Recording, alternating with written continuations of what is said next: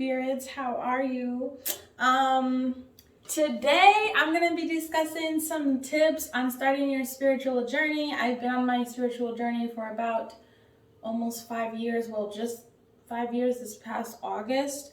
I definitely say, like, at all parts of your life, you're always spiritual. And I think that when you want to dive into like starting your spiritual journey is when you get a bit more understanding, or you need a little bit more, you need to find more inside yourself. So with that being said, a lot of things kind of cross over each other, and it doesn't matter what order you put them in. However, just from my experience, I tend to always do things backwards. I just made up like a list of some things, so I'm gonna go over them with you guys, and things that helped me and things that I've learned, and just how I did it. And take what you need, leave the rest. Okay, make sure you guys grab some tea. Okay, if you don't like tea, coffee is okay as well. It's just not as cleansing for you as tea and the herbal benefits of tea. So grab some tea, get nice and comfortable. I got a nice big shirt on. It's so cute. I figured it was appropriate with the skulls because it's October. Well, it's about to be October. And I've got the sun and everything. And it says, at the center of the universe, sorry, I can't read upside down. Oh yeah, dwells the Great Spirit. Isn't that cute? And it's got 2 skulls. So cute. Shout out to Marshalls, not sponsored, but yes. Okay, so first things first, when you start your spiritual journey, and again, like all these things you can keep kind of going back to, okay? So what have I learned? So when I was younger, I got my first job and this and that. And, I came from a family where, you can't have everything that you want. So I started buying a whole bunch of things. And, I ended up moving out when I was 22 into my lovely house that I'm in right now. And just started filling it with, meaningless things. And for me now, at the time, that was of my best interest, but as of now, I'm going for a lot cleaner, a lot calmer look, and just very open, spacious, and just having what I need.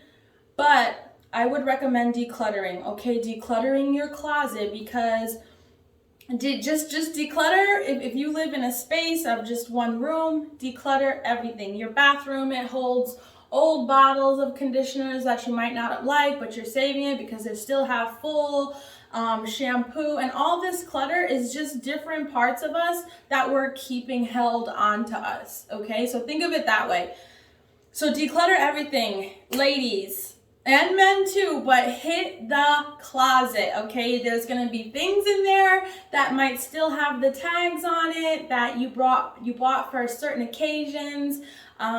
Things in there that you're supposed to be able to fit in, and you've never been able to fit in it, but you still hold on to it. That stuff, it has to go. It's unhealthy. It's carrying unhealthy emotions. It is holding space where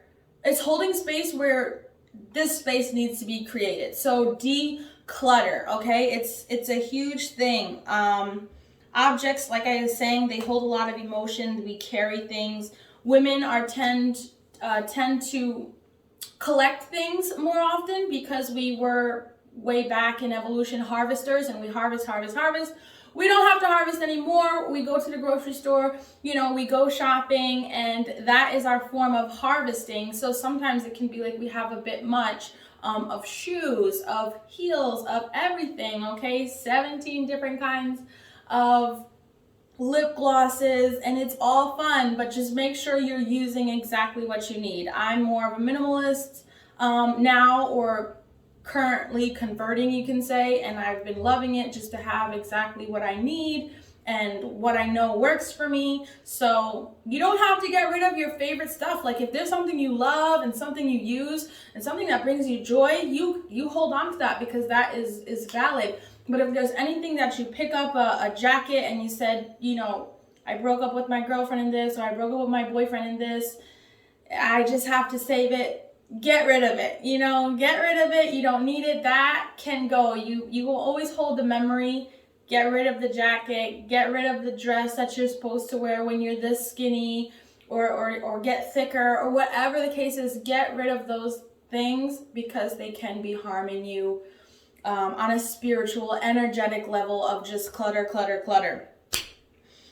Okay, so next I want to do, so also like when it comes to decluttering, pick and choose, you know, give things away to people you know might like it. Put, you know, like I had put up a story on my Instagram saying I have all these clothes here if you want them. Some still have the tags, but they're used. Come pick them up if you want to maybe trade or barter. There's a whole bunch of ways that you can get rid of clutter furniture. You can sell it to make some money. You can, you know, like I said, do a trade. You can just leave it outside and somebody who needs it might be able to pick it up, and that's worked for me a lot, and I feel like it went to a good home rather than in a landfill, because a lot of things are good quality or still in good use that could be in good use. So you don't have to throw everything in the garbage, and it's more healing to know that your stuff is going to somebody else who could really use it, who might fall in love with it, and can share the love that you couldn't give that object, or it can just bring new meaning to somebody.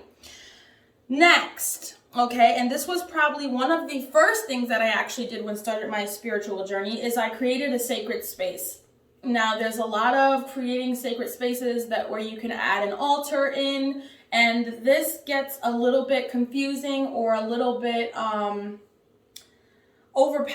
not overpowering, but it just becomes too much, because if you're just opening the door to spirituality, you don't need to make an altar per se yet that has this and this and this on it, and you need this and this on it, and you have to have this, because when we talk about spirituality, it's you and inside of you. So all these objects you don't need. You don't need crystals. You know, you don't need diffusers. You don't need candles. You don't need anything. All you need is you and your mind. That's it. And everything else will have its place, and it will come in when it's necessary. So creating a sacred space. My first sacred space ever was in the corner of my bedroom. I had old stuffed animals that I love. And I had bought some like little fairy lights. I have some here, but I didn't turn them on. I had my diffuser. Diffuser was kind of the start to my holistic healing or my wellness journey, I could say. Because when I was told that I had anxiety when I was little and I was put on medication, I actually started looking for alternatives and came across a diffuser, which opened my eyes to this whole entire world of healing. And yeah, so I'll get into that story in another video, but for now we're just going through the things. So creating your sacred space, you want to make it nice and clean and calm to you. Okay, so calm to me and calm to you are two different things. Okay, I'm an earth sign, I'm a Taurus. So I love plants. I love my plants. I love anything that's really grounding. I like darker colors or just like earthy colors. I have like this nice wood and things like that. You know, the sun, I like gold. So make it fit you. Okay, it's one thing to have is a seated pillow, okay, something you can sit on. You can get yourself a meditation pillow, or I used to use an old pillow that I had. It was a Tempur-Pedic pillow. It was old. It was always in the closet after I moved, and I took that out. I put a pillowcase on it, and I sat on that for quite a long time until I, made a real space. When I say real space, this is my space that I have envisioned for myself and manifested for myself at this point in my life. However, back then, that was my real space. That was my first home. That was my first place where I would sit down alone and just be with my feelings. So anything, like I said, adding a seated pillow, you want to make sure you're comfortable. You could have a diffuser. Maybe you're a candle person and you like scented candles. Try to get a soy candle. What else can I say? You want to make sure it's someplace you can go where you're not going to be bothered. So don't put it in like a living room. You can always start by putting it in your room. Like I said, I know people have like converted closets into their sacred space, and it's so cute. Look it up on Pinterest. There's a lot of things you can do, and you can even do, depending where you live and the weather, if it's warmer where you live, you can do outside sacred spaces. That's A1. You know, you can add water, like a water fountain, small mini water fountains, if you like the sound of water, anything that's going to soothe you. Okay, you could have a mini speaker that you can keep there at all times, so when you pull up YouTube and need to, or Spotify, and have to listen to calming music there, you don't want to go have to run and get a stereo or get something this. You want your space to always be set up for you. Always, always. The only thing I need left in my space is a tea warmer, okay? Just something that I put my cup on, you know, but right now I got this wooden coaster. Look how cute. Look at that. So cute. That's the only thing left I need. Then I could like stay in my space forever.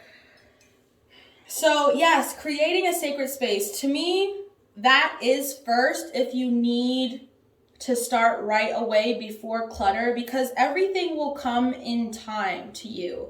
It's very important to me that you always just start. Don't say, oh, Monday or Sunday I'm going to do my self-care and then I'm finally going to start right now. Okay, start right now. Create that sacred space. Have fun creating that sacred space. Maybe you have enough abundance to go out and go shopping for a couple small things for your sacred space. Then by all means, cheers to you, baby. You go and do that. Next, what else should I say? So these two go hand in hand. For me, I would recommend meditation. Okay, and I recommend meditation if you suffer from anxiety or depression, because these things can change your life.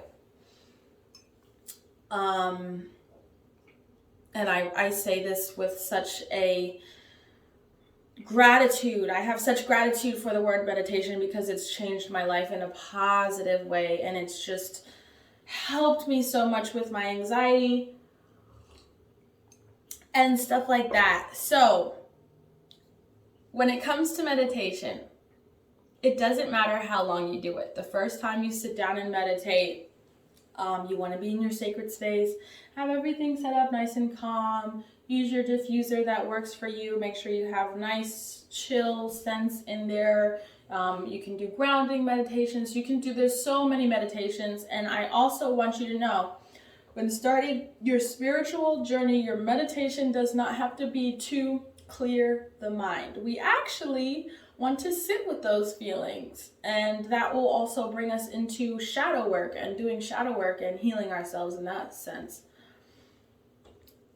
So, okay, a couple things I want to go over for meditation. I'm just looking at a list because I got to make sure I get through all this with you guys. So it doesn't matter how long you do it. The first month, the first 2, 3, 4, 5, 6, 7 months, it doesn't matter, can just be 3 minutes a day.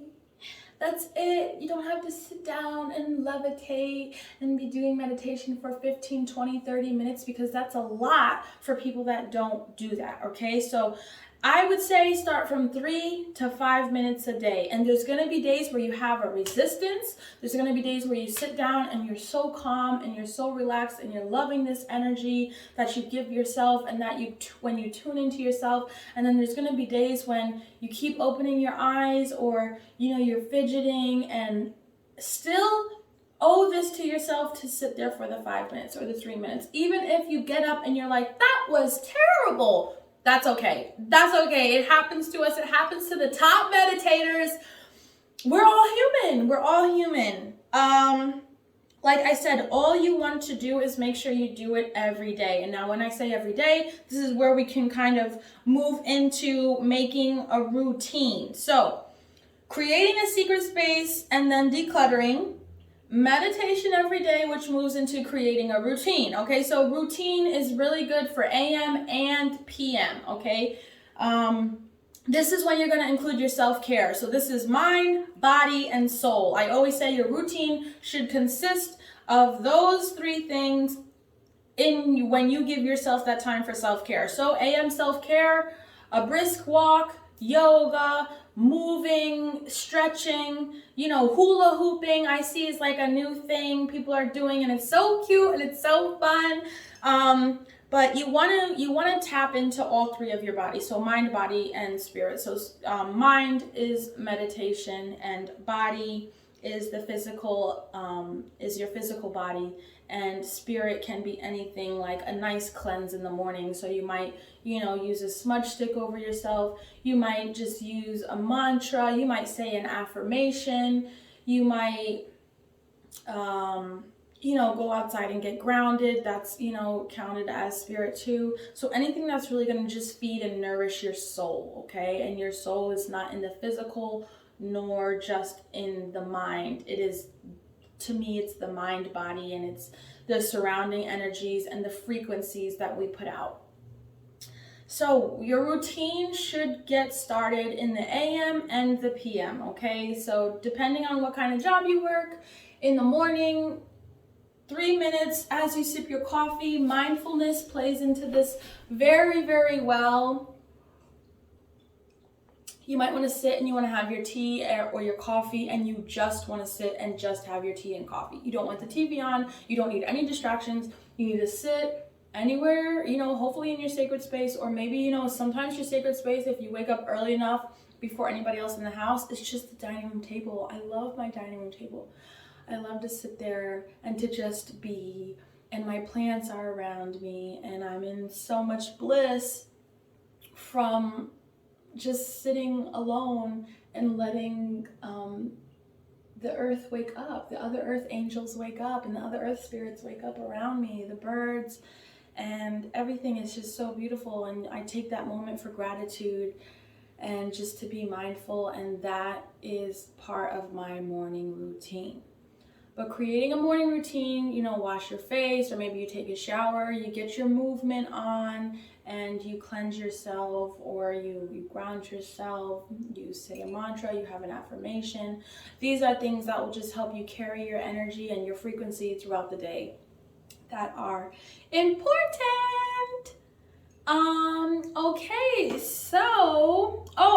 So lastly, and this is not this, I'm gonna put this in a way that's not labeling, because I hate labeling. I hate it. It's just not good for people to be labeled in any sense or any form, or for you to label yourself. So I want to say moving meditation, okay? And moving meditation can consist of things like of a workout, okay? It's just meditation for your physical body, something that's going to keep you healthy, something that's going to make you feel good. So moving meditation, things like yoga, stretching, swimming, going for a walk in nature, or maybe you love the city and you love to just walk down the street in the city. Anything, moving meditation, okay? Or another word, working out. I don't like to say working out sometimes, because people get like, oh my gosh, I have to start this routine and working out. Chill. Work in what you could work in. Maybe you work out only three to 4 times a week. That's literally more than most, okay? So work in, maybe start 2 days a week until you are really got a routine going for a month, and you can add in a 3rd day. But moving meditation is very good. When you start your spiritual journey, it's good to be healthy on the inside and the outside. So after you carry most of these things over, naturally a lot of other things start to fall into place. We start to look at our diets and our breath work and things like that, and it's just really, really fun how everything starts to come to you and make you feel better, and ideas you get. But those are the 5 things that I think are really good for your spiritual journey. So decluttering, creating a sacred space, meditating, moving meditation like yoga, working out, swimming, walking, and creating a routine. So this is just the baseline, guys, and I just want to say thank you so much for listening. But I also want to say the only one that's here to help you on this journey is you, and the spiritual journey is all about sitting with yourself and, you know, giving yourself kind of that introvert time. Even if you're an extrovert, just, you know, be alone sometimes, because it can heal you, and you can find out why you do certain things, and you know, everything like that. But being alone is very, very, very powerful. It's very, very healing. It can be very, very scary to not be alone. You might always like somebody there. That's even more of a reason to take some time and go be alone for 10 minutes and just focus on yourself. So that is something that I wanted to start with, and I hope you guys enjoyed this video. Make sure that you guys follow me on Instagram at FlexLexYoga. Make sure you like this video. Make sure you comment what you want me to go in depth to. Again, I'm going to start out a lot of my videos of just talking with you guys of some knowledge I know. I'm going to do basics, and then I'll try to like get into each one of them. So I hope this helped. Like, comment, share. Let me know what you guys think. Let me know what you guys want to know. And welcome, Earth angels, Earth spirits to my channel. Cheers. And I will see you next time.